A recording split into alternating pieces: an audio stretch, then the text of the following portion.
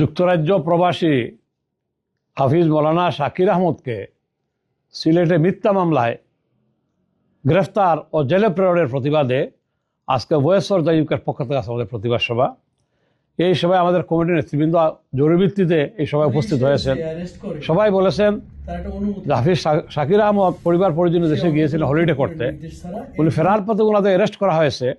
নিশ্চয়ই এটার মধ্যে কোনো ধরনের মিথ্যা কোনো একটা কিছু আছে। এটা ঘটনার সুষ্ঠু তদন্ত করে যাতে পুলিশ উনি যদি নিরাপদ হয়ে থাকেন তো ওনাদেরকে মুক্তি দেওয়া হয়, এবং যদি ওনাকে অন্যায়ভাবে হ্যারাসমেন্ট করা হয়, মুক্তি না দেওয়া হয়, আজকে সিদ্ধান্ত হলো আমরা প্রবাসে দুর্বার আন্দোলন করে তুলব।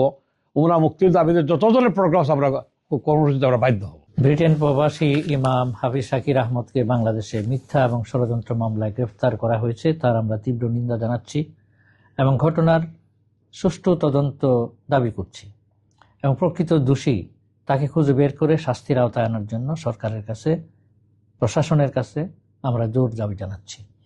আর বিশেষ করে আরও এটা আমরা সরকারের কাছে দাবি জানাই যে ব্রিটেন থেকে, প্রবাস থেকে যে সমস্ত মানুষ দীর্ঘ স্বপ্ন নিয়ে বাংলাদেশে যান, তারা সেখানে গিয়া কিন্তু নানান ধরনের হয়রানির শিকার হন এবং এটা কিন্তু অহরহ চলছে। তার বিরুদ্ধে সরকার যেন যথাযথ এবং আশু ব্যবস্থা নেয়, তারও আমরা জোর দাবি জানাচ্ছি।